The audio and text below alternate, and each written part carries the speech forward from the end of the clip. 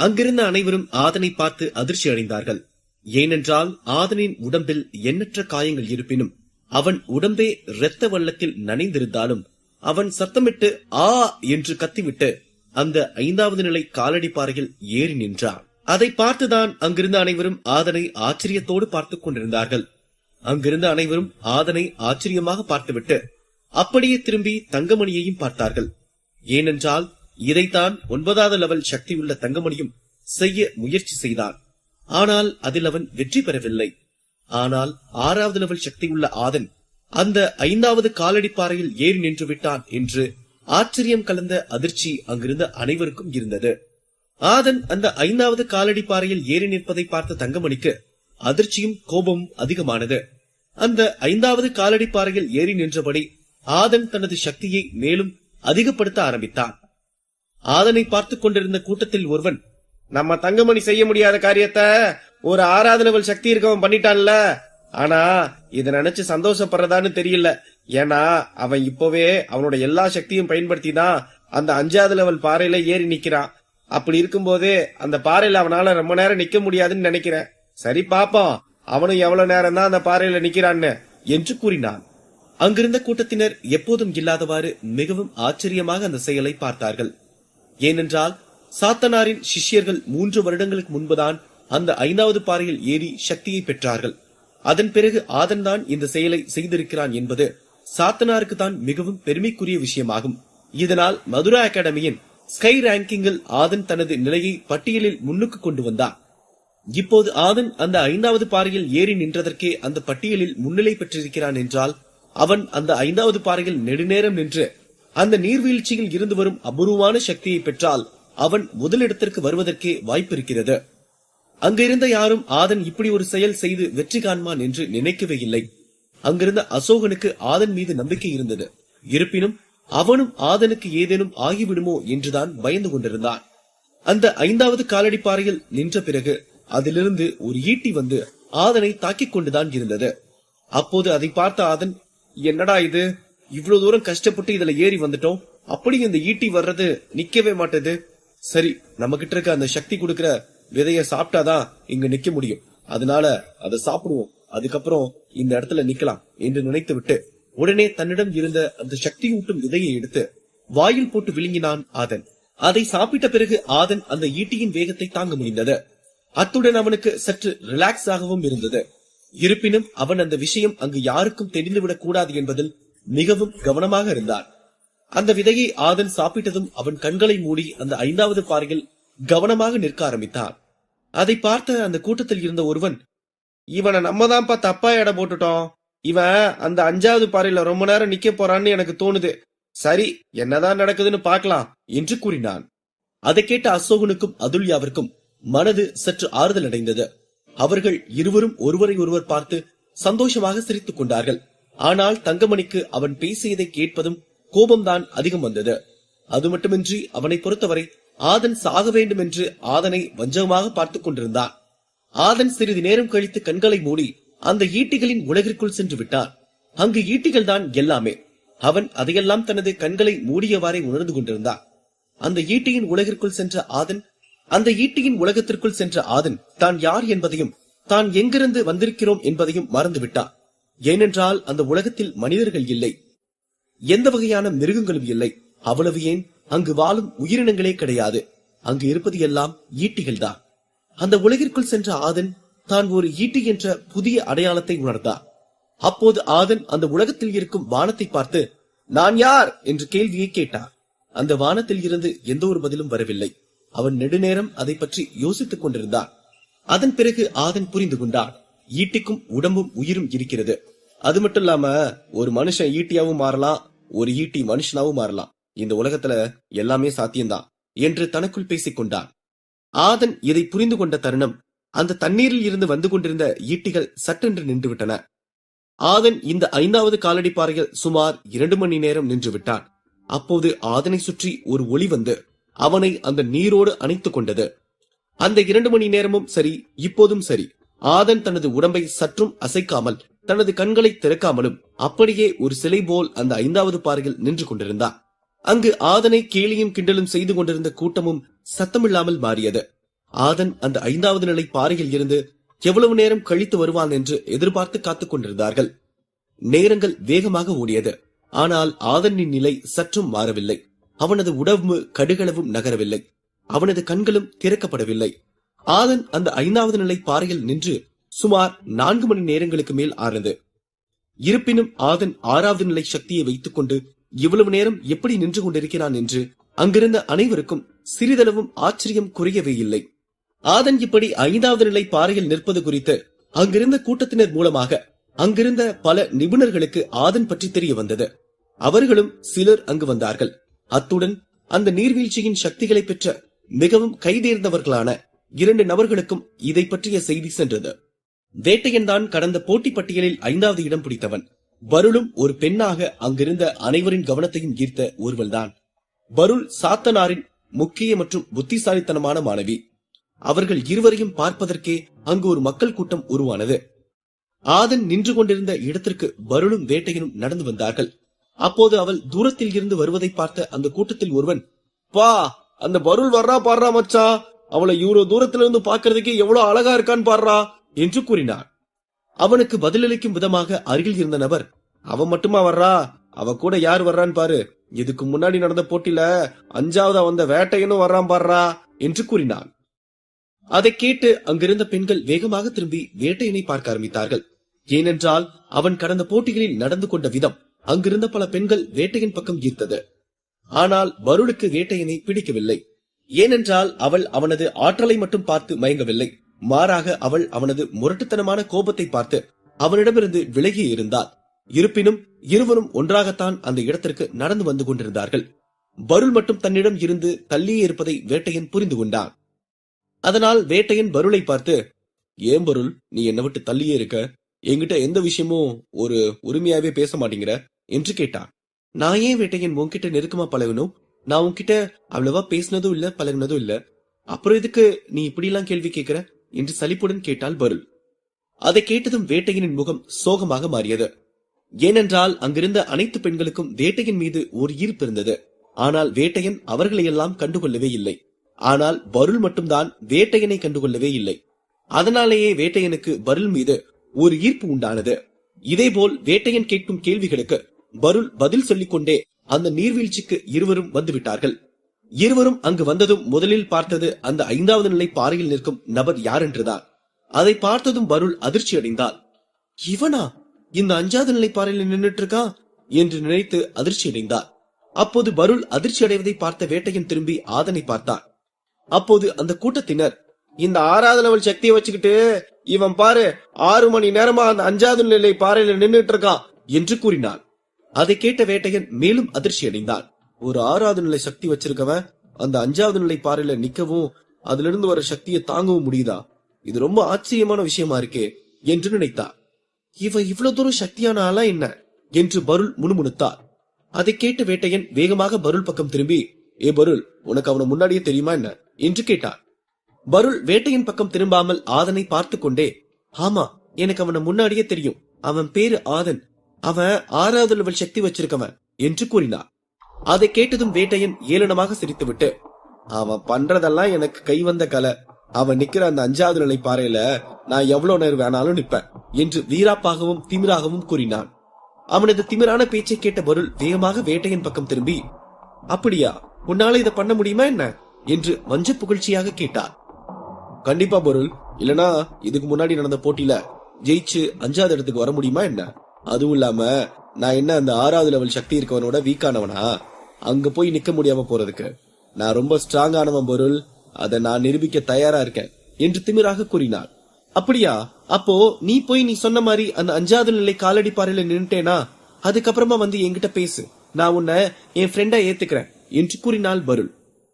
அதை கேட்டதும் வேட்டையனுக்கு சந்தோஷத்தில் கையும் காலும் ஓடவில்லை. அவன் அந்த சந்தோஷத்தில் அங்கும் இங்கும் சுற்றி பார்த்துவிட்டு, சரி பருள், இப்பவே நான் அந்த 5வது நிலை பாறைக்கு போறேன், ஆனா அங்க நான் போயிட்டு வந்ததுக்கு அப்புறமா நீ உன் பேச்சுல மாறக்கூடாது, சரியா, இதுக்கு டீல்னா தான் நான் அங்க போவேன் என்று கூறினார். சரி, பேச்சு நான் மாற மாட்டேன், நீ முதல்ல அந்த 5வது நிலை காலடி பாறைக்கு போயிட்டு வந்துட்டு அப்புறம் பேசு போ என்று சிறு புன்னகையுடன் கூறினாள் பருள். அவள் சிரிப்பை பார்த்த வேட்டையன் சற்றும் தாமதிக்காமல் அங்கிருந்த அந்த 5வது நிலை காலடி பாறைக்கு செல்ல ஆயத்தமானான். பருள் சிரிப்புக்கு பின்னால் ஒரு வஞ்சகம் இருந்தது. வேட்டையன் அந்த 5வது நிலை காலடி பாறையில் நின்று விடுவான் என்று பருளுக்கு தெரியும். இருப்பினும் அப்போதைக்கு அவனிடமிருந்து தப்பிக்கத்தான் அவள் அப்படி ஒரு சவால் விட்டு அங்கு நின்று கொண்டிருந்தார். மறுபக்கம் வேட்டையன் வேகமாக சென்று அந்த நீர்வீழ்ச்சியின் தண்ணீருக்குள் இறங்கினார். அதை பார்த்து அங்கிருந்த பெண்கள் கூட்டத்தில் ஒரு பெண், அங்க பாருடி, நம்ம வேட்டையன் அந்த தண்ணிக்குள்ள இறங்கிட்டான் என்று கத்தினாள். அதை கேட்டு அங்கிருந்த அனைவரும் ஆதனை பார்ப்பதிலிருந்து அப்படியே திரும்பி வேட்டையனை பார்த்தார்கள். அப்போது வேட்டையன் அனைவரையும் பார்த்து கையசைத்துக் கொண்டே அந்த தண்ணீருக்குள் வேகமாக சென்றார். அப்போது அந்த கூட்டத்தில் இருந்த ஒருவன், அங்க பாருப்பா, வேட்டை அந்த நீர்வீழ்ச்சி பாறைக்கு போய் சக்தி எடுக்க போறான். அவன் எந்த பாறையை செலக்ட் பண்ண போறான்னு தெரியலையே. ஏன்னா 6வது பாறையில அருள்மொழி நின்றுட்டு இருக்கான், 5வது பாறையில ஆதன் நின்றுட்டு இருக்கான். அப்படி இருக்கும்போது இவன் 4வது பாறைக்கோ இல்ல 1வது 2வது பாறைக்கோ தான் போவான்னு நினைக்கிறேன் என்று கூறினான். அதை கேட்டதும் அங்கிருந்த கூட்டத்தில் அதை பற்றி சில சலசலப்புகள் எழுந்தது. அப்போது அசோகன் அதுல்யாவை பார்த்து, என்ன அதுல்யா, இந்த வேட்டையன் இவ்வளவு வேகமா போறான்? இவனுக்கு 5வது இல்ல 6வது பாறைக்கு போனா கூட கொஞ்சம் சக்தி அதிகம் கிடைக்கும். ஆனா இப்போ இந்த 2லயும் ஆள் இருக்கே, இப்போ இவன் எந்த பாறைக்கு போறான் என்று கேட்டான். அதான் எனக்கும் தெரியலடா. சரி, வெயிட் பண்ணி பார்க்கலாம், அவன் எங்கதான் போறான்னு இன்னும் கொஞ்ச நேரத்துல தெரியதானே போகுது என்று கூறினாள் அதுல்யா.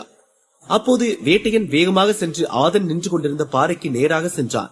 அதை பார்த்த அந்த கூட்டத்தினரும் அங்கிருந்த அனைவரும் அதிர்ச்சி அடைந்தார்கள்.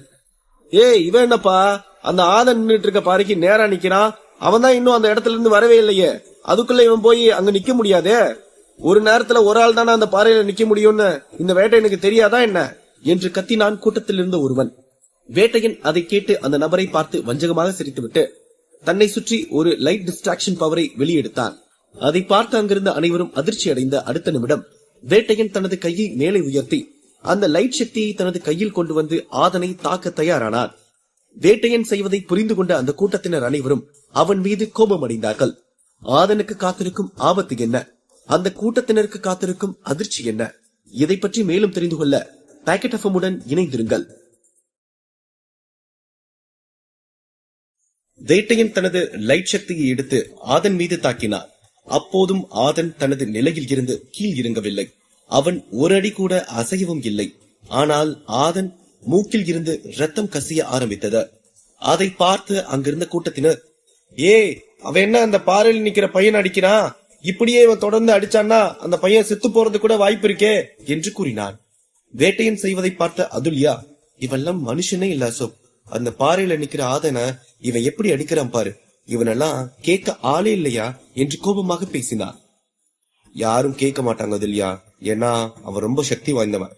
அவனை யாராவது எதிர்த்து கேள்வி கேட்டா அவங்க கூட சண்டை போட ஆரம்பிச்சிருவான். அவன் சரியான சைக்கோ, அவனெல்லாம் நம்ம எதுவுமே பண்ண முடியாது என்று வருத்தத்துடன் கூறினான் அசோகன். வேட்டையன் செய்வதை பார்த்து பருளுக்கே கோபம் வந்தது. ஏனென்றால் இது சரியான விஷயமே கிடையாது. அவளுக்கும் ஆதனுக்கும் இதற்கு முன்பு தகராறு ஏற்பட்டு மனஸ்தாபம் இருந்தாலும் அவளுக்கு இதுபோல் வேட்டையன் தப்பான முறையில் நடந்து கொள்வது சற்றும் பிடிக்கவில்லை. அந்த லைட் சக்தி ஆதன் மீது பட்டதும் அவன் உடம்பில் சிறிது நடுக்கு மட்டுமே ஏற்பட்டது. அவன் அதிலிருந்து வெளியே வரவில்லை. அதை பார்த்த வேட்டையன், இந்த சக்தியை பயன்படுத்தி அடிச்சும் நீ அப்படியே நிக்கிறியா, இப்ப பாரா என்று தனக்குள் பேசிவிட்டு மீண்டும் கைகளை உயர்த்தி அந்த லைட் சக்தியை மேலும் அதிகப்படுத்தி எடுத்தான். அதை எடுத்த அடுத்த நொடி அப்படியே அதை ஆதன் மீது செலுத்தி தாக்கினான். இந்த முறை அவனது தாக்குதல் மிகவும் வலிமையாக இருந்தது. அப்போது அந்த லைட் சக்தி ஆதன் மீது பட்டதும் அவனது முதுகில் இருந்து வேகமாக ரத்தம் வர ஆரம்பித்தது. இப்போது அது மட்டுமின்றி அவனது வாயில் இருந்தும் ரத்தம் வர ஆரம்பித்தது.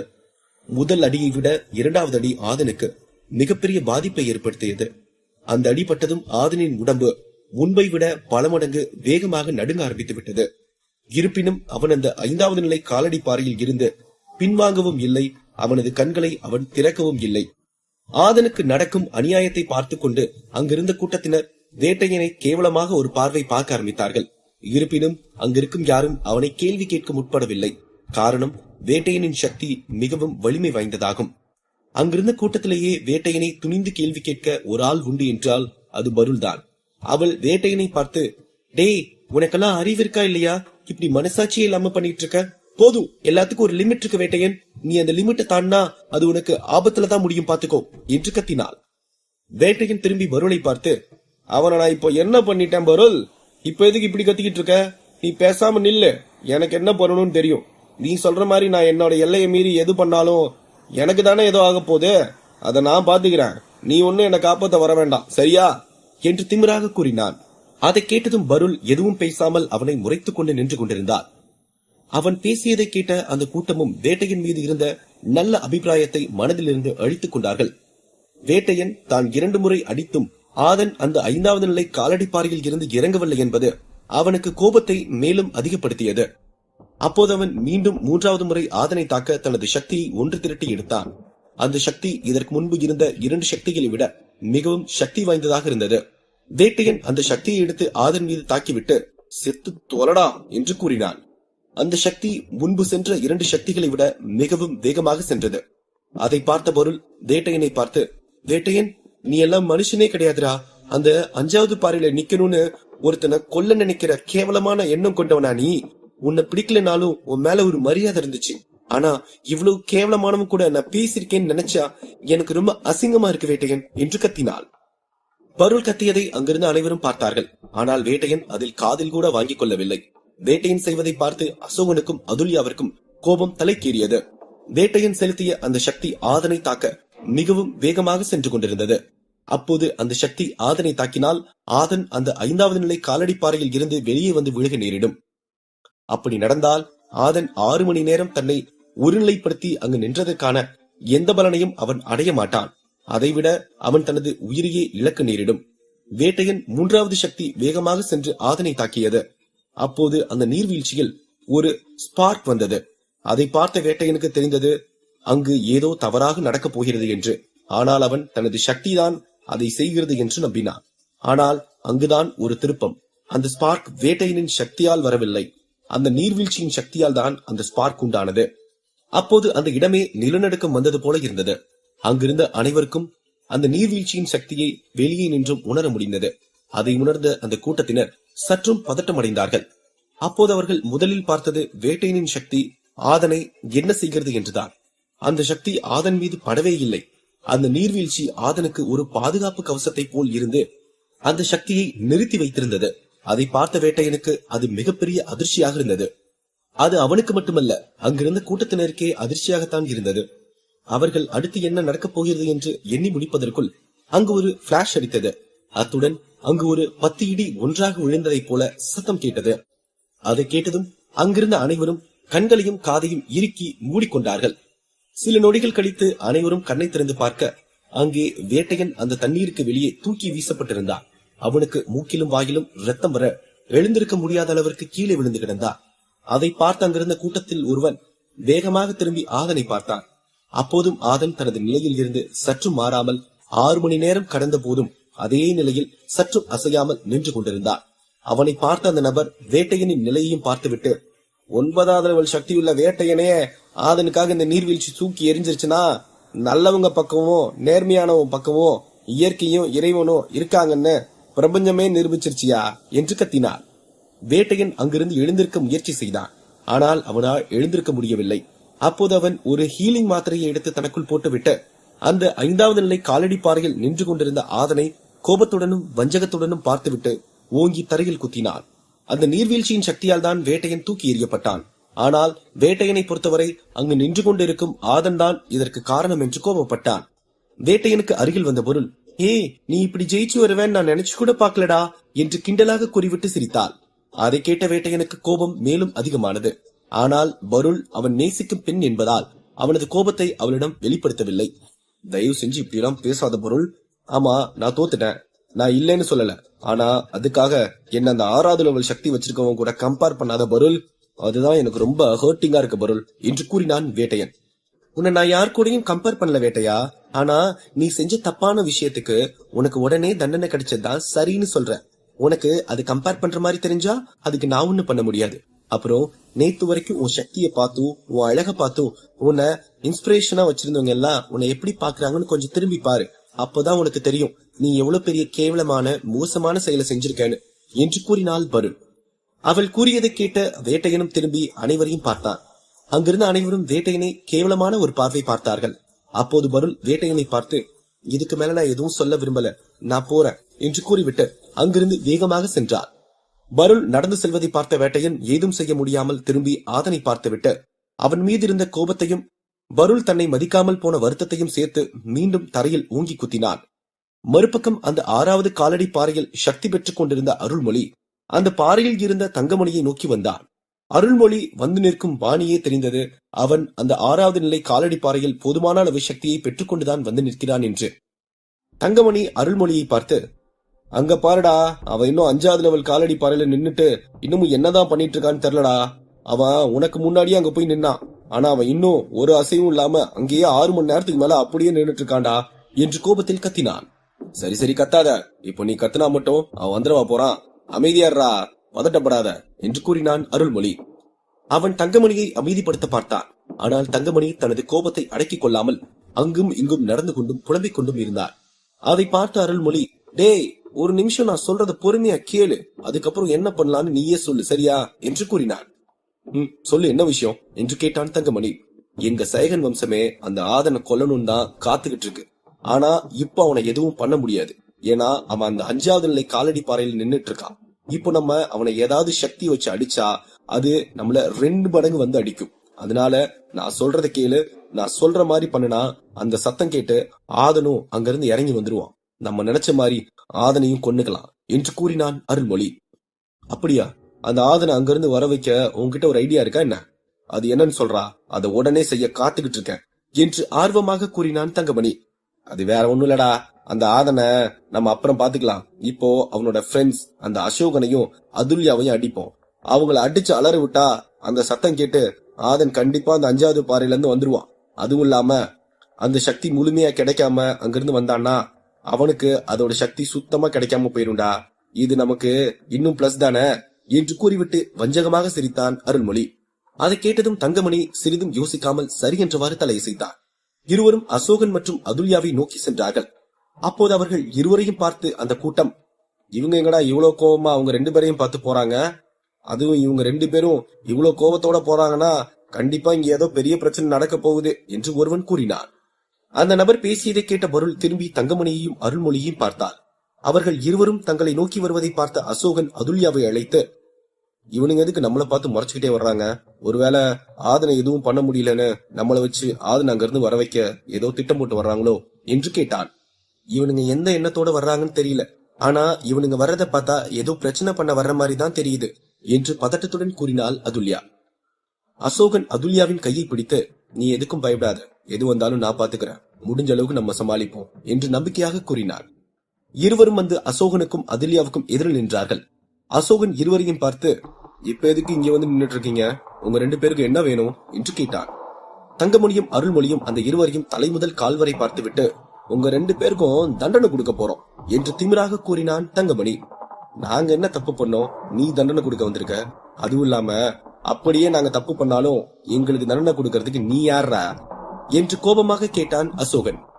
தங்கமணி அருள்மொழியை பார்த்து, எங்க கிட்ட தோத்து போனவன் இப்படி எல்லாம் டயலாக் பேசுறான், கேள்வி கேட்கிறான், இதெல்லாம் எனக்கு புதுசா இருக்கே, உனக்கு அப்படி இல்ல என்று கிண்டலாக கேட்டான். அருள்மொழி சிரித்துவிட்டு, அது வேற ஒண்ணும் இல்லடா, அவன் அந்த பொண்ணு கைய பிடிச்சிட்டு இருக்கான் பாரு, அந்த தைரியத்துலதான் சார் இப்படி எல்லாம் டயலாக் பேசிட்டு இருக்காரு என்று கூறிவிட்டு அசோகனை பலார் என்று ஒரு அறை அறைந்தான். அந்த சத்தம் கேட்டு அங்கிருந்த அனைவரும் சட்டென்று திரும்பி அசோகனையும் அங்கு நடப்பதையும் பார்த்தார்கள்.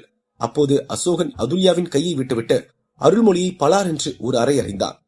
அதை பார்த்த மக்கள், டே அசோகன் அருள்மொழியை அடிச்சிட்டான்பா, இருந்தாலும் அசோகனுக்கு தைரியம் கொஞ்சம் அதிகம் தான்டா என்று கூறினான் கூட்டத்தில் இருந்த ஒருவன். அதன் பிறகு மக்கள் கூட்டத்தில் அருள்மொழியை பற்றி சிறு சலசலப்புகள் ஏற்பட்டது. அதை கேட்ட அருள்மொழி மிகவும் கோபமடைந்தான். அவன் அசோகனை அடிக்க சென்ற போது, டேய் நிறுத்துடா என்று ஒரு சத்தம் வந்தது. அதை கேட்டதும் அருள்மொழி மட்டுமல்ல அங்கிருந்த மக்கள் அனைவரும் அதிர்ச்சி அடைந்தார்கள். யார் அந்த நபர்? அசோகன் அந்த இருவரிடமும் இருந்து தப்பிப்பானா? அடுத்தடுத்து கதைக்களத்தில் நடக்கப் போகும் விறுவிறுப்பான சம்பவங்கள் என்ன? இதை பற்றி மேலும் தெரிந்து கொள்ள பாக்கெட் எஃப்எம்-உடன் இணைந்திருங்கள். அருள்மொழி கோபத்தில் அசோகனை அடிப்பதற்கு சென்றான். அப்போது, டேய் நிறுத்திடா என்று சத்தம் வந்தது. அப்போது அருள்மொழியும் அங்கிருந்த கூட்டமும் அதிர்ச்சி அடைந்தது. அது வேறு யாரும் இல்லை, பருள் தான். பருள் வேகமாக அருள்மொழியை நோக்கி வந்துவிட்டு, இங்க என்ன நடந்துட்டு இருக்குன்னு எனக்கு புரியல. முதல்ல என்னன்னா, அந்த 5வது நிலை காலடி பாறையில நிக்கிற ஆதனை வேட்டையன் அடிக்கிறான். அப்புறம் என்னடானா, நீங்க அவன் மேல இருக்க கோபத்தை இவங்க 2 பேர் மேல வந்து காட்டணும்னு நினைக்கிறீங்க. என்னதான் நினைச்சிட்டு இருக்கீங்க நீங்க எல்லாம்? அப்படி இவங்க 2 பேரும் என்ன பிரச்சனை பண்ணிட்டாங்கன்னு நீங்க 2 பேரும் அவங்களுக்கு தண்டனை கொடுக்கணும்னு சொல்றீங்க என்று அனல் பறக்க கேள்விகளை கேட்டாள். அதையெல்லாம் தங்கமணியும் அருள்மொழியும் பொறுமையாக கேட்டுவிட்டு, இவங்க 2 பேர் மேலையும் கோவப்படுறதுக்கும் தண்டனை கொடுப்பேன்னு சொல்றதுக்கும் காரணமே நீதான் பொருள் என்று கூறினான் தங்கமணி. நீங்க 2 பேரும் இப்படி அரகண்டா நடந்துக்கிறதுக்கு நான் காரணமா? நீ என்ன சொல்றேன்னு எனக்கு புரியல தங்கமணி என்று கூறினாள் பருள். உனக்கு புரியாது பொருள், நீ தள்ளி நின்னு இங்க என்ன நடக்குதுன்னு வேடிக்கை மட்டும் பாரு, தேவையில்லாம குறுக்க வராத என்று தங்கமணி பருளிடம் கூறிவிட்டு அசோகனை பார்த்து, இங்க பாருடா, நான் ஏன் அந்த ஆதனை கொல்றதுக்கு துடிச்சிட்டு இருக்கேன்னு உனக்கு நல்லாவே தெரியும் என்று கூறினான். அசோகன் வரட்டு சிரிப்பு சிரித்து விட்டு, இல்ல நீ எதுக்கு ஆதனை கொல்லணும்னு நினைக்கிறேன்னு எனக்கு தெரியாது என்று கூறினான். உண்மையிலேயே அந்த தங்கமணி ஏன் ஆதனை கொல்ல நினைக்கிறார் என்றும் அவர்கள் இருவருக்கும் ஏன் பகை உண்டானது என்றும் அசோகனுக்கும் அதுல்யாவுக்கும் தெரியும். இருப்பினும் தங்கமணியின் வாயில் இருந்து அந்த வார்த்தையை வரவைக்கத்தான் அசோகன் அந்த வார்த்தையை கூறினார். ஏனெனில் அசோகன் இப்படி ஒரு பதில் கொடுத்தால் தங்கமணியின் கோபம் அதிகமாகும். அப்படி கோபம் அதிகமானால் தங்கமணி அந்த விஷயத்தை கோபத்துடன் எடுத்துரைப்பார். அதை கேட்டு அங்கிருக்கும் கூட்டத்தினர் தங்கமணி எவ்வளவு மோசமான எண்ணம் கொண்டவன் என்று புரிந்து கொள்வார்கள். அசோகன் நினைத்தவாறே தங்கமணி கோபப்பட்டு அசோகனின் சட்டையை பிடித்து, உனக்கு என்னன்னு தெரியாதா? சொல்றா, உனக்கு என்னன்னு தெரியாதா? சரி, நானே சொல்றேன் என்று கத்தினான். அப்போது அருள்மொழி தங்கமணிக்கு அருகில் சென்று, டே பார்த்து பேசு, இந்த விஷயத்த பேசி இங்க இருக்கவங்க உன்னை தப்பா நினைச்சிட போறாங்கடா என்று மெல்லமாக கூறினார். அதை கேட்டதும் தங்கமணி திரும்பி அனைவரையும் சுற்றி பார்த்துவிட்டு, இவனுங்க என்னடா பண்ணிடுவாங்க, எது வந்தாலும் பாத்துக்கலாம்டா என்று கூறிவிட்டு அசோகனை பார்த்து, அந்த ஆதன் பருள் கூட க்ளோஸா இருக்கிறது எனக்கு பிடிக்கலடா, அதனாலதான் அவனை நான் கொல்லணும்னு நினைக்கிறேன். அப்புறம் உங்க 2 பேருக்கு எதுக்கு தண்டனை கொடுக்கணும் கொல்லணும்னு நினைக்கிறேன்னா அதுக்கும் முக்கியமான காரணம் நீங்க அத ஆதன் கூட பழகிறதாண்டா என்று கூறினான். தங்கமணி பேசியதை கேட்ட அங்கிருந்த கூட்டத்தினர் மட்டுமல்ல, பருளும் அவனை கேவலமான ஒரு பார்வை பார்த்தார்கள். இருப்பினும் அவன் அதையெல்லாம் கண்டுகொள்ளவில்லை. அவனது நோக்கமே அசோகனையும் அதுல்யாவையும் துன்புறுத்தினால் ஆதன் அந்த 5வது நிலை காலடி பாறையில் இருந்து இறங்கி வந்து விடுவான் என்பதுதான். அசோகன் தங்கமணியை பார்த்து, இப்போ நானும் அதுல்யாவும் என்ன பண்ணணும்னு சொல்ல வர்றேன், அப்படி நீ சொல்றத நாங்க பண்ணலனா நீ என்ன பண்ணுவ என்று கேட்டான். நீங்க 2 பேரும் பெருசாலாம் எதுவும் பண்ண வேணாம், நீங்க 2 பேரும் என்கிட்ட மன்னிப்பு கேட்டு அந்த ஆதன் கூட இனிமே பழக மாட்டேன்னு சத்தியம் பண்ணிட்டு ஓடி போயிருங்க. அப்படி பண்ணீங்கன்னா நான் உங்களுக்கு உயிர் பிச்சை போடுறேன். ஆனா அதை பண்ண முடியாதுன்னு சொல்லிட்டு ஏதாவது எச்ச வேலை செஞ்சீங்கன்னா அப்புறம் உங்க உயிர் போறத யாரு வந்தாலும் தடுக்க முடியாது, புரிஞ்சதா என்று கோபமாக கத்தினான் தங்கமணி. இதை கேட்ட அங்கிருந்த கூட்டத்தினர் அதிர்ச்சி அடைந்தார்கள். இருப்பினும் தங்கமணியை திரும்பி கேள்வி கேட்க அங்கு யாரும் முன் வரவில்லை. காரணம், தங்கமணியின் சக்தி மிகவும் வலிமையானது. அவனது சக்தி அருள்மொழியை விடவும் மிகவும் வலிமை வாய்ந்ததாகும். அசோகன் சத்தமிட்டு சிரித்துவிட்டு, டே, உன்னை எதிர்த்து நின்னு இதுக்கு முன்னாடி தோத்து போன மாதிரி தோத்து கூட போண்டா, ஆனா நீ சொன்ன மாதிரி உன்கிட்ட மன்னிப்பு கேட்டுட்டு ஒன்னும் இந்த உயிரை புடிச்சு வைக்கணும்னு எனக்கு அவசியமே இல்ல என்று கெத்தாக கூறினார். அடேங்க அப்பா, என்னடா நீ என்கிட்ட தோத்து போன மாதிரியே பேச மாட்டியே, ஏதோ நான் உன்கிட்ட தோத்து போன மாதிரி பேசிட்டு இருக்க. சரி, இதுக்கு மேல உன்கிட்ட பேசிட்டு இருக்கிறது சரி வராது. சரி, முடிவா என்ன சொல்ல வர்ற என்று கேட்டான் தங்கமணி. முடிவு என்னடா முடிவு, நான் முதல்ல சொன்னதுதான் இப்பவும் சொல்றேன். பருள் ஆதனோட ஆள் தான், அவங்க 2 பேரும் அப்படிதான் ஒன்னா பேசிப்பாங்க, அது அவங்களுக்கே எந்த பிரச்சனையும் இல்ல, நடுவுல நீ யாரா கோமாளி என்று கூறினான் அசோகன். அதை கேட்டதும் அங்கிருந்த கூட்டத்தினர் ஆதனை பார்த்து கொண்டிருந்த கொஞ்ச நெஞ்ச நபர்களும் வேகமாக அசோகன் பக்கம் திரும்பி நின்றார்கள். அசோகன் சொன்னதை கேட்ட பருள், இவனுங்க என்ன என் பேரை ஏல விட்டுட்டு இருக்காங்க, அதுவும் இல்லாம அந்த ஆதனை போய் நான் காதலிப்பனா என்ன, அவனெல்லாம் என் நண்பனா கூட சேர்த்துக்கிறதுக்கு யோசிப்பேன். சரி, என்னதான் பேசுறாங்கன்னு கேட்போம், இப்போதைக்கு இந்த விஷயத்துக்கு நம்ம எதுவும் ரியாக்ட் பண்ண வேண்டாம், இங்க என்ன நடக்குதுன்னு பொறுமையா காத்திருந்து பார்க்கலாம் என்று நினைத்தாள். அசோகன் சொன்னதை கேட்ட அடுத்த நொடி தங்கமணி தனது சக்தியை வெளியெடுத்து அசோகனை தாக்கினான். அதில் அசோகன் 20 அடி தள்ளி போய் விழுந்தான். அதை பார்த்த அந்த கூட்டத்தினர் மிரண்டு போனார்கள். அதுல்யா வேகமாக சென்று அசோகனை பார்க்க சென்றாள். அதே சமயம் அருள்மொழி அதுல்யாவின் கையை பிடித்து நிறுத்திவிட்டு, நீ எங்கடி அவன் பின்னாடியே ஓடுற, ஏன் உனக்கு அவனை மட்டும்தான் பிடிக்குமா, என்னெல்லாம் பிடிக்காதா என்ன என்று கீழ்த்தனமாக கேட்டான். அதை கேட்டதும் தனது மற்றொரு கையை வைத்து அருள்மொழியை பலார் என்று அறிந்தாள் அதுல்யா. அந்த அடி வாங்கியதும் அருள்மொழி கண் கலங்கியது. அவன் அதுல்யாவின் கையை விட்டு விட்டான். அதுல்யா வேகமாக ஓடி சென்று அசோகனுக்கு என்ன ஆனது என்று பார்க்க அவனுக்கு கண்ணம் ரத்தம் கட்டியிருந்தது. அசோகன் அதுல்யாவை பார்த்து, அவனுங்க என்ன பண்ணாலும் பரவாயில்ல, ஆனா நீ அவனுங்களோட சண்டை போடு. ஏன்னா நான் தங்கமணிக்கு எதிரா என் சக்தியை காட்டினேனா அவன் என்ன கொல்றதுக்கு அவனுக்கு ரொம்ப ஈஸி ஆயிரும். அதுவே அவன் சக்தியை நான் தடுத்தா எனக்கு காயம் ஏற்படும், ஆனா என் உயிருக்கு எந்த ஒரு ஆபத்தும் இருக்காது என்று கூறினான். அதை கேட்ட அதுல்யா தனது கையை உயர்த்தி தனது சக்தியை எடுத்து அருள்மொழியுடன் சண்டை போட ஆரம்பித்தாள். அதேபோல் தோற்று விடுவோம் என்று தெரிந்தும் அசோகனும் தனது சக்தியை எடுத்து தன்னை தற்காத்துக் கொண்டு தங்கமணியுடன் சண்டையிட ஆரம்பித்தான். அந்த 4 பேரும் சண்டை போட ஆரம்பித்ததும் அங்கிருந்த கூட்டம் அவர்களுக்கு வழியை விட்டு அங்கிருந்து தள்ளி நின்று கொண்டது. தங்கமணியின் சக்தி அசோகனை மிகவும் காயப்படுத்தியது. அந்த பக்கம் அதுல்யாவையும் அருள்மொழி எளிதாக தாக்கிக் கொண்டுதான் இருந்தான். ஆனால் அசோகனின் அளவுக்கு அதுல்யாவிற்கு காயம் ஏதும் ஏற்படவில்லை. இருப்பினும் அந்த சண்டை நெடுநேரம் நடந்தது. அதை தடுக்க அங்கிருந்த யாரும் முன் வரவில்லை. அந்த சண்டைக்கு நடுவில் தங்கமணி திரும்பி திரும்பி ஆதனை பார்த்து கொண்டே சண்டை போட்டுக் கொண்டிருந்தார். தங்கமணி தனது சக்தியை வைத்து அடிக்கும் போது அதில் இருந்து அசோகன் பலமுறை அங்கும் இங்கும் தாவி அதிலிருந்து தப்பித்தார். அதை பார்த்த தங்கமணி, பாரா, ஒரு வாட்டி என்கிட்ட தோத்ததுக்கு அப்புறம் உனக்கு ரொம்ப புத்திசாலித்தனம் வந்துருச்சு போல, இது இப்படியே விட்டா சரி வராது, இதுக்கு இப்பவே ஒரு முற்றுப்புள்ளி வைக்கிறேன் பாரு என்று கூறிவிட்டு தனது பேய் சக்தியை எடுத்து அசோகன் மீது தாக்கினார். அதை பார்த்த அசோகன் மத்த சக்தியிலிருந்து கூட தப்பிச்சிடலாம், ஆனா இந்த பேய் சக்தி வந்தா நம்ம எங்க போனாலும் வந்து நம்மள அடிச்சிருமே என்று நினைத்த அடுத்த நொடி அந்த பேய் சக்தி அசோகனை அடித்து கீழே விழுக வைத்தது. தங்கமணியை சமாளிக்க அசோகன் தனது ஸ்பிரிட் சக்தியை வெளியே கொண்டு வந்தார்.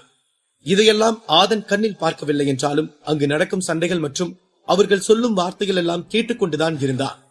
அசோகனின் ஸ்பிரிட் சக்தி என்னவென்றால் வெள்ளை புலியாகும். Yellow rank white tiger spirit என்று கத்தினார். அப்போது அவனுக்கு பின்னால் இருந்து அந்த டைகர் கிடந்தது.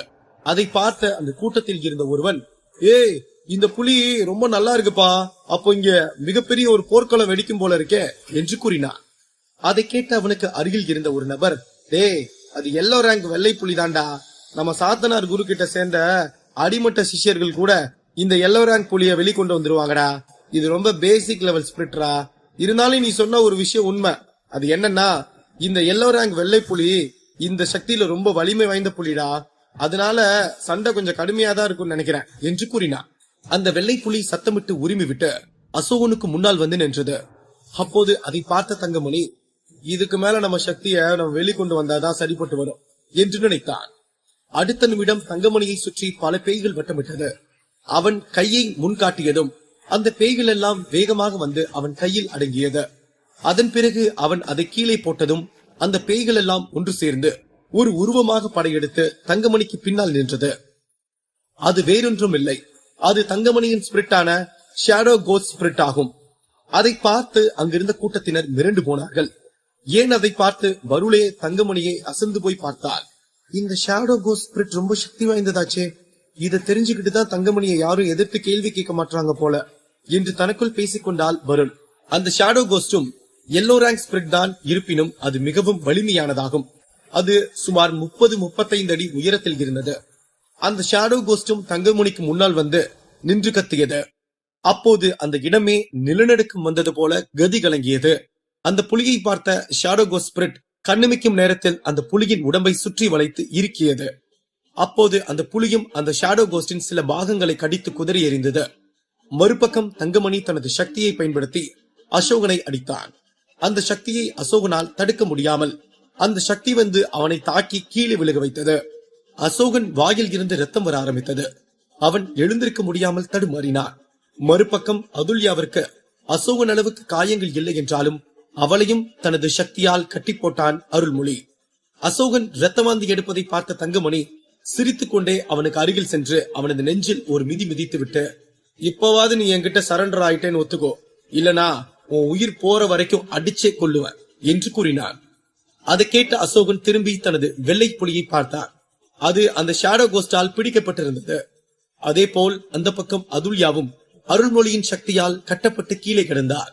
அசோகன் அந்த வழியிலும் தங்கமணியை பார்த்து சிரித்துவிட்டு, நீ என்ன சொன்னாலும் சரி, உன்ன மாதிரி கேவலமானவன் கிட்ட அடி பணிஞ்சு போறதை விட செத்து போறதே மேல்ரா என்று கூறிவிட்டு தனது வாயில் இருந்து வந்த ரத்தத்தை கீழே துப்பினான். அதை கேட்டு தங்கமணிக்கு மேலும் கோபம் அதிகமானது. அப்போது அந்த பக்கம் இருந்து பலார் என்று ஒரு சத்தம் வந்தது. அனைவரும் திரும்பி பார்த்தார்கள். அங்கு அருள்மொழி அதுல்யாவை கன்னத்தில் அறைந்துவிட்டு இந்த அறை எதுக்கு தெரியுமா? நீ என்ன முதல்ல அரைஞ்சு பாத்தியே அதுக்கு என்று கூறிவிட்டு மீண்டும் ஒரு அறை அறைந்து விட்டு, இந்த அறை எதுக்கு தெரியுமா? இது அடங்கா பிடாரி மாதிரி நான் யாருன்னு தெரியாம இவ்வளவு நேரம் பெரிய இவ மாதிரி சண்டை போட்டுட்டு இருக்கேல அதுக்கு என்று கூறினான். அதை கேட்ட அதுல்யா சிரித்து விட்டு, ஒரு பொண்ணை கட்டி வச்சு இப்படி அடிக்கிற ஆம்பளைக்கு பேரு என்ன சொல்வாங்க தெரியுமா? அந்த அசிங்கமான வார்த்தைய நான் என் வாயால சொல்ல விரும்பல. அப்புறம் நீ என்னடா பெரிய ஆளு, உன்னை விட பெரிய கொம்மனையே பார்க்க தயாரா இருக்கேன்டா நானு என்று கெத்தாக கூறினார். அதை கேட்ட அங்கிருந்த கூட்டத்தினர் ஆம் என்றுவாறு தலையசைத்தார்கள். அது அருள்மொழிக்கு கன்னத்தில் அறை விழுந்தது போல இருந்தது. அப்போது தங்கமணி சென்று அருள்மொழியை அழைத்துக் கொண்டு வந்து அசோகனுக்கு அருகில் நின்றார். தங்கமணி அருள்மொழியை பார்த்து, இவன் இவ்வளவு அடிபட்டு கிடந்தும் இன்னும் இந்த திமிரு பேச்சு மட்டும் இவனோட போக மாட்டேங்குது அருளு, இவனை என்ன பண்ணலான்னு நீயே சொல்லு என்று கேட்டுவிட்டு அசோகனை நெஞ்சில் ஓங்கி மிதித்தான். அந்த மிதி விழுந்ததும் அசோகன் வலியில் துடித்தான். அவன் வாயில் இருந்து ரத்தம் முன்பை விட இப்போது அதிகமாக வந்தது. அதை பார்த்த அதுல்யாவும் மிகவும் வேதனையாக உணர்ந்தாள். இருப்பினும் அவள் கை கட்டப்பட்டிருந்ததால் அவளால் எதுவும் செய்ய முடியவில்லை. அப்ப இவனை இப்படியே அடிச்சு கொன்னுடலாண்டா, உங்ககிட்ட இருக்க அந்த கோஸ்ட் பிளேட் சக்தியை பயன்படுத்துப்பா, அதை பார்த்து ரொம்ப நாளாச்சு என்று தங்கமணியை பார்த்து கூறினான் அருள்மொழி. அப்போது தனது கோஸ்ட் பிளேட் சக்தியை வெளியெடுத்தான் தங்கமணி. அதை பார்த்த மக்கள் மிரண்டு போனார்கள். அப்போது அந்த தண்ணீரின் பக்கம் இருந்து ஒரு சத்தம் வந்தது. அனைவரும் திரும்பி அந்த தண்ணீரின் பக்கம் பார்த்தார்கள். அங்கு ஆதன் இருக்கும் இடத்தை சுற்றி ஒரு சுழல் ஏற்பட்டது. தங்கமணி அந்த கோஸ்ட் பிளேடை பயன்படுத்துவானா? ஆதன் இருவரையும் காப்பாற்ற வருவானா? அடுத்தடுத்த கதைக்களத்தில் காத்திருக்கும் சிறப்பான சம்பவங்கள் என்ன? இதை பற்றி மேலும் தெரிந்து கொள்ள பாக்கெட் எஃப்எம் உடன் இணைந்திருங்கள்.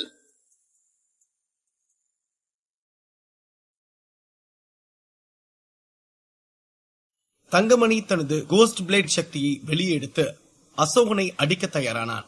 அதை பார்த்த மக்கள் மிரண்டு போனார்கள். அப்போது அந்த தண்ணீரின் பக்கம் இருந்து ஒரு சத்தம் வந்தது. அனைவரும் திரும்பி அந்த தண்ணீரின் பக்கம் பார்த்தார்கள். அங்கு ஆதன் இருக்கும் இடத்தை சுற்றி ஒரு சுழல் ஏற்பட்டது. அந்த சுழலை பார்த்த தங்கமணியும் சற்று குழப்பமடைந்தான். இப்ப எதுக்கு இந்த சுழல் வந்து ஆதனை சுத்துது? ஒருவேளை அவனோட சக்தியை முழுமையா எடுத்துட்டானா என்று நினைத்தான். அந்த சமயம் அந்த சுழல் அப்படியே சிறிது நேரத்தில் நின்றது. ஆதனும் தனது உடம்பில் எந்த ஒரு அசைவையும் காட்டவில்லை. அதை பார்த்த அருள்மொழி தங்கமணியை பார்த்து, அவெல்லாம் வரமாட்டான்டா, நீ இந்த கோஸ்ட் பிளேட் சக்தியை பயன்படுத்துடா என்று கூறினான். நீ சொல்றத சரிதான், இப்ப பாரு நம்ம பிளேட் சக்திய என்று தங்கமணி கூறிவிட்டு தனது கோஸ்ட் பிளேட் சக்தியை கையில் எடுத்தான். அந்த கோஸ்ட் பிளேட் சக்தி வெளியே வந்ததும் அங்கு இருந்த மண்ணையெல்லாம் அது ஒரு சுழற்று எரிந்தது. அப்போது அந்த கோஸ்ட் பிளேட்டின் சிறு பாகம் சென்று அசோகனை காயப்படுத்தியது. அந்த வலியை அசோகனால் தாங்க முடியாமல் கத்தி கதறினான். அதை பார்த்த தங்கமணி அப்படியே திரும்பி ஆதனை பார்த்தான். ஆனால் அப்போதும் ஆதனிடமிருந்து எந்த ஒரு அசைவும் இல்லை. அசோகன் வழியில் துடிப்பதை பார்த்து தங்கமணியும் அருள்மொழியும் சந்தோஷத்தில் கேலி செய்து சிரித்தார்கள். என்னோட கோஸ்ட் பிளேடாட ஒரு சின்ன சக்தியை கூட உன்னால தடுக்க முடியல, அந்த வலியை தாங்க முடியல. ஆனா நீ பேசுற வார்த்தையெல்லாம் எவ்வளவு பெரிய மாவீரன் மாதிரி பேசுற. இப்ப வாடா வந்து சண்டை போடுறா என்று தங்கமணி அசோகனை பார்த்து கூறிவிட்டு மீண்டும் ஒரு கோஸ்ட் பிளேடின் சக்தியை எடுத்து அவனை தாக்கினான். அந்த முறை அந்த சக்தி பட்டதும் அசோகன் அந்த இடத்தில் இருந்து 5-6 அடி மேலே பறந்து கீழே விழுந்து வழியில் துடித்தான். உனக்கு எவ்வளவு தைரியம் இருந்தா என்னை எதிர்த்து பேசுவ? நான் சொல்றத செய்ய மாட்டேன்னு வேற சொல்லுவ. சரிடா, உனக்கு மறுபடியும் ஒரு வாய்ப்பு கொடுக்கறேன். இப்ப மறுபடியும் கேக்குறேன், பருள் யாரோட ஆளு? அந்த வீணா போன ஆதனோட ஆளா, இல்ல இந்த மாவீரன் தங்கமணியோட ஆளா என்று கேட்டான் தங்கமணி. அசோகன் அடிபட்டு இருக்கும் நிலையில் அவனுக்கு பேசுவதற்கே கடினமாக இருந்தது. அவனது வாயிலும் மூக்கிலும் ரத்தம் வந்து கொண்டே இருந்தது. அப்போதும் அவன் தனது ரத்தத்தை கீழே துப்பிவிட்டு தங்கமணியை பார்த்து, நான் அப்போ சொன்னதாண்டா இப்பவும் சொல்றேன், என் தம்பி ஆதனுக்கு தான் பருள் சரியான ஜோடி, உன்ன மாதிரி அரக்கனுக்கெல்லாம் அவ சரியான ஜோடியே இல்லடா, வென்று என்று கூறினான். அசோகன் கூறியதை கேட்ட தங்கமணிக்கு கோபம் தலைக்கேறியது. அவன் கீழே விழுந்து கிடந்த அசோகனின் நெஞ்சில் ஓங்கி மிதித்துவிட்டு, நீ இப்போ சொன்னதை திரும்பவும் சொல்ல பார்க்கலாம். இன்னொரு வாட்டி நீ இந்த வார்த்தையை சொன்னா உன்னை கொல்றது கூட தயங்க மாட்டேன்டா என்று கூறிவிட்டு மீண்டும் தனது காலை ஓங்கி அசோகனின் நெஞ்சில் மிதித்தான் தங்கமணி. அதை பார்த்ததும் பருள் தங்கமணியை பார்த்து, நிறுத்துடா, இப்பதான் அந்த வேட்டையின் மிருகம் ஆதனை அழிக்கணும்னு போய் அடிபட்டு கீழே விழுந்து இன்னும் எந்திரிக்க முடியாம கிடக்குறான். அடுத்து நீ உனக்கான சாவை எதிர்நோக்கி தான் இப்படி எல்லாம் மிருகத்தனமா பண்ணிட்டு இருக்கேன்னு நினைக்கிறேன் என்று துணிவாக கூறினாள். ஆமா, நான் மிருகம்தான். சரி, அது இருக்கட்டும். நீ எதுக்கு இப்போ இந்த மொக்கைக்கு வக்காலத்தை வாங்கிட்டு வர்ற? அப்போ இவன் சொல்றதெல்லாம் உண்மைதானா? நீயும் அந்த ஆதனை விரும்புறியா என்ன என்று கேட்டான் தங்கமணி. சி, வாய மூடு. அந்த மாதிரி எந்த ஒரு விஷயமும் எனக்கும் ஆதனுக்கும் நடுவுல இல்ல. அசோகன் தான் அப்படி எல்லாம் சொல்லிட்டு இருக்கான். அதுவும் இல்லாம நான் ஒரு மனிதாபிமானத்துலதான் வந்து உன்னை கேள்வி கேட்டுட்டு இருக்கேன். உன்னால முடிஞ்சா உனக்கு சமமான ஒரு ஆள் கூட மோதுரா. இப்படி முதல்லயே மோதி ஜெயிச்சவன் கிட்ட காட்டுற வீரத்தை உனக்கு சமமா இருக்க ஒருத்தன் காட்டு. அப்ப தெரியும் சக்தினா என்னன்னு, வலிமைனா என்னன்னு. அப்படி நீ உனக்கு சமமான ஒரு ஆள் கிட்ட சண்டை போட்டு ஜெயிச்சிட்டேன்னா நான் ஒத்துக்கிறேன்டா, நீ ஒரு மாவீரன்னு. இப்ப அவங்க 2 பேரையும் கொடுமைப்படுத்துறதை நிறுத்து என்று கூறினாள் பருள். அவள் பேசுவதை கேட்ட அந்த கூட்டத்தில் ஒருவன், நம்ம மனசுல நினைச்சதெல்லாம் இந்த பருள் பேசிட்டாப்பா, ஆனா இதுக்கப்புறம் தங்கமணி என்ன முடிவு பண்ண போறான்னு தான் தெரியல என்று நினைத்தான் ஒருவன். அந்த கூட்டத்தினர் அனைவரும் பருள் கூறியதுதான் சரி என்பதை போல முகபாவனைகளை காட்டினார்கள். அதை பார்த்த தங்கமணிக்கு கோபம் மேலும் அதிகமானது. பருளுக்கு அசோகன் பேசியது பிடிக்கவில்லை என்றாலும் ஒரு மனிதாபிமான அடிப்படையில் தான் அவனுக்கு ஆதரவாக பேசினாள். அவள் எப்போதும் சமமான போட்டியாளர்களுடன் தான் போட்டி போட வேண்டும், சண்டை போட வேண்டும் என்ற உயர்ந்த கொள்கையை உடையவள். அதனால் இந்த விஷயத்தை அவளால் சற்றும் ஏற்றுக்கொள்ள முடியவில்லை. அது மட்டுமின்றி அந்த கூட்டத்திற்கும் தங்கமணியை பார்த்து பயம் இருந்ததால் யாரும் அவனை கேள்வி கேட்க தயாராக இல்லை. சரிங்க பருள் மேடம், இப்ப நான் இவனை அடிக்காம உயிர் பிச்சை போட்டா அதனால எனக்கு என்ன யூஸ்? அந்த ஆதனுக்கு ஜால்ரா போடுற ஆள் எல்லாரையும் பார்த்தாலே அவங்களெல்லாம் உயிரோடு இருக்கவே தகுதி இல்லாதவங்கன்னு எனக்கு தோணுது என்று கூறினான் தங்கமணி. என்னதான் ஒரு மிருகத்தை கூட்டிட்டு வந்து குளிப்பாட்டி வீட்டுக்குள்ள வச்சாலும் அது மறுபடியும் சாக்கடைக்குள்ளதான் விழுன்னு சொல்லுவாங்க. நீயும் அது மாதிரிதான் தங்கமணி. நான் இவ்வளவு தூரம் சொல்லியும் உன் புத்திய மாத்திக்காம வாதம் பண்ணிட்டு இருக்கேல, நீ இதுக்கான சரியான தண்டனைய கூடிய சீக்கிரம் அனுபவிக்க போறடா என்று கோபத்துடன் கூறினாள் பருள். அதை கேட்டதும் தங்கமணி சத்தமிட்டு சிரித்து விட்டு, இங்க பாத்தியாடா ஆளு, நம்ம பருளு கண்ணகி மாதிரி சாபலாம் வர்றா, நம்மளுக்கு தண்டனை கொடுக்க ஒருத்த வருவானாண்டா. இதை கேட்டா உனக்கே சிரிப்பா வல்ல என்று கூறிவிட்டு சிரித்தான். அருள்மொழியும் தங்கமணியுடன் சேர்ந்து சிரித்தான். அதை பார்த்த பருளுக்கு கோபம் மேலும் அதிகமானது. நல்லா கேட்டுக்கோ தங்கமணி, நான் கண்ணகியும் இல்ல, நீ நல்ல எண்ணம் கொண்டவனும் இல்ல. உன்ன மாதிரி அரக்க குணத்தோட இருந்த பல பேர் 6 அடிக்குள்ள போன வரலாறெல்லாம் உனக்கு தெரியும் நினைக்கிறேன்.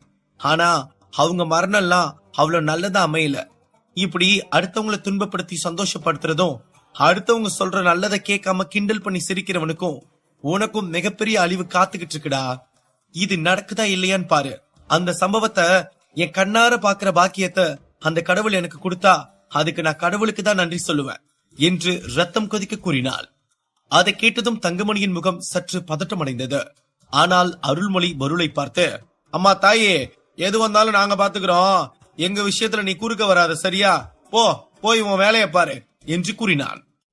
இந்த அனல் பறக்கும் வாதங்கள் நடந்து கொண்டிருந்த போதும் ஆதன் அந்த 5வது நிலை காலடி பாறையில் நின்று சக்தியை பெற்றுக் கொண்டிருந்தான். அவனுக்கு இங்கு நடப்பது அனைத்தும் கேட்டுக்கொண்டுதான் இருந்தது. ஆனால் முழு சக்தியை பெறாமல் ஏதும் செய்யக்கூடாது என்று பொறுமையுடன் காத்துக் கொண்டிருந்தான்.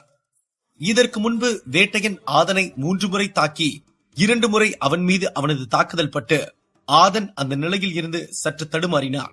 இருப்பினும் அவன் தனது மனதை ஒருநிலைப்படுத்தி அந்த சக்தியை பெற்றுக் கொண்டிருந்ததால் அவனுக்கு ஏதும் அபாயம் ஏற்படவில்லை.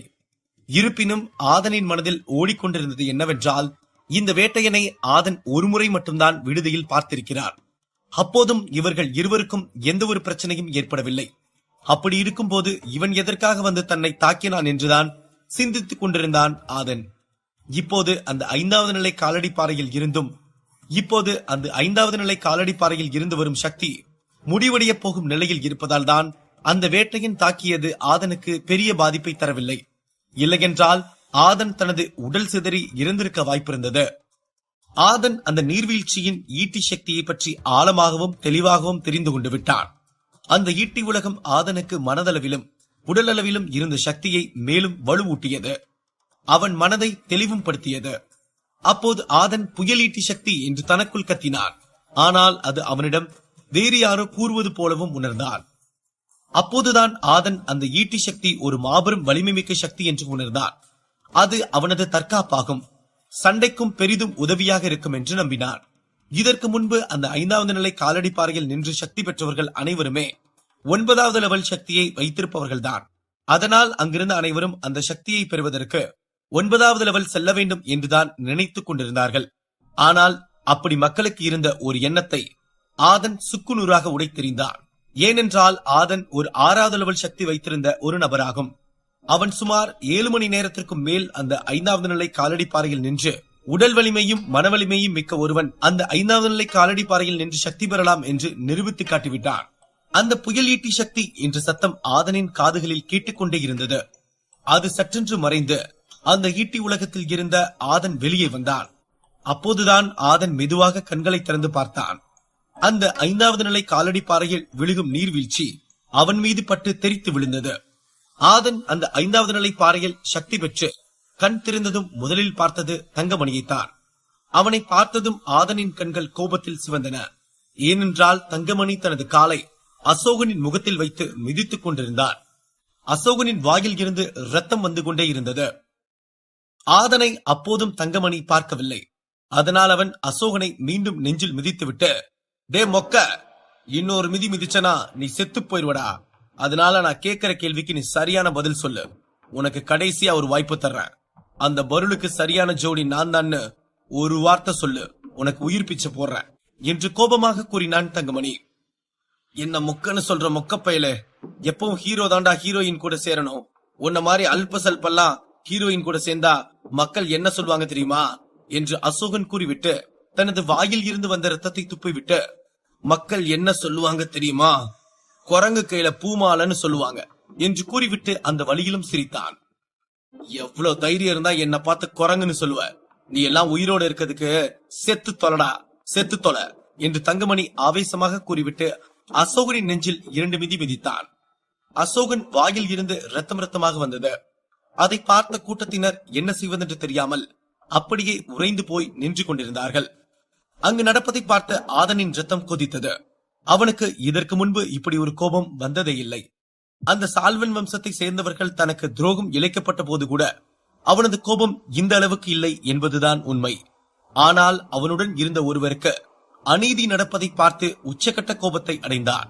இதுக்கு மேல நம்ம பொறுமையா பார்த்துட்டு இருந்தா அந்த தங்கமணி அசோகன் அண்ணனையும் அதுல்யாக்காவையும் கொல்றது கூட தயங்க மாட்டான். இதுக்கு ஒரு முடிவு கட்டியே ஆகணும் என்று நினைத்தான் ஆதன். அதை நினைத்து முடித்ததும் ஒரு கொடூரமான சத்தத்தை எழுப்பியவாறே அந்த 5வது நிலை காலடி பாறையில் இருந்து மிகவும் வேகமாக எகிரி பறந்து வந்து அந்த தங்கமணியை தாக்க சென்றான் ஆதன். அங்கு பறந்து போகும் நேரத்தில் தனது கையை உயர்த்தி மலைகளும் நிலமும் அதிரும் சக்தியான மலைநடுக்க முத்திரை என்ற சக்தியை எடுத்து தங்கமணி மீது தாக்கினான் ஆதன். அந்த சக்தி தாக்க வருவதை அறிந்து கொண்ட தங்கமணி அங்கிருந்த அசோகனை விட்டுவிட்டு சிறிது தூரம் தள்ளி சென்று நின்றான். அப்போதுதான் தங்கமணி தனது தலையை உயர்த்தி மேலே பார்த்தான். ஆதன் மேலிருந்து பறந்து வந்து கொண்டிருந்தான். அப்போது ஆதனின் சக்தியை தடுக்க தனது சக்திகளை எடுத்து எதிர்த்தாக்குதல் செய்தான் தங்கமணி. ஆதனோடு இப்படி சண்டை போட வேண்டும் என்றுதான் தங்கமணியும் நெடுநேரம் காத்துக் கொண்டிருந்தான். அதற்கான சமயம் இப்போது அமைந்திருக்கிறது என்று ஆதனை ஒரு வஞ்சகமான பார்வையில் அவன் பார்த்தான். ஆதனின் சக்தியை தாக்கிவிட்டு தங்கமணியும் சத்தமாக கத்தி தனது கோபத்தை ஆதனிடம் காண்பித்தான். தங்கமணியின் கையில் இருந்த கோஸ்ட் ஷேடோ சக்தியில் இருந்து சில பேய்கள் வந்து ஆதனை சுற்றி வளைத்தது. அப்போது அங்கு ஒரு மிகப்பெரிய சத்தம் கேட்டது. அந்த சத்தம் கேட்டு அங்கிருந்த மக்கள் அனைவரும் தங்களது காதுகளையும் கண்களையும் மூடிக்கொண்டார்கள். ஏன், அந்த சத்தத்தின் தாக்கம் தங்கமணியையே சிறிது தூரம் பின்னோக்கி தள்ளியது. அவனாலேயே அந்த சத்தத்தின் தாக்கத்தை தாங்க முடியவில்லை. அந்த சத்தம் சிறிது நேரத்தில் மறைந்ததும் ஆதன் அந்த பேய் சக்திகளை எல்லாம் அடித்து பறக்க விட்டுவிட்டு ஒரு வாரியர் போல நின்று கொண்டிருந்தான். அதை பார்த்த தங்கமணி அதிர்ச்சி அடைந்தான். இருப்பினும் அவன் தனது பதற்றத்தை ஆதனிடம் காட்டிக்கொள்ளாமல், என்ன ஆதன், சண்டைக்கு தயாரா என்று கேட்டான். அப்போது ஆதன் தனது கையில் பந்து போல வைத்திருந்த சில பேய்களை தூக்கி தரையில் போட்டு கொன்றுவிட்டு, என்ன பார்த்தா சமாதானம் பேச வந்தவன் மாதிரி இருக்கா தங்கம் என்று கெத்தாக கேட்டான். ஆதனின் பேச்சு முன்பை விட மிகவும் தெளிவாகவும் துணிச்சலாகவும் இருந்தது. அதை பார்த்த தங்கமணிக்கு சற்று பதட்டம் இருந்தது. இருப்பினும் அதை அவன் முகத்தில் காட்டிக்கொள்ளாமல் இருந்தான். அத்துடன் அங்கிருந்த கூட்டத்தினரும் ஆதன் நின்று கொண்டிருக்கும் பாணியிலேயே தெரிந்து கொண்டார்கள், இன்று இங்கு ஒரு மிகப்பெரிய போரே நடக்கப் போகிறது என்று. ஆதன் தங்கமணியுடன் சண்டை போடுவானா வருளுக்கு காத்திருக்கும் அதிர்ச்சி என்ன? அடுத்தடுத்த கதைக்களத்தில் காத்திருக்கும் சுவாரஸ்யமான சம்பவங்கள் என்ன? இதை பற்றி மேலும் தெரிந்து கொள்ள பாக்கெட் எஃப்எம் உடன் இணைந்திருங்கள்.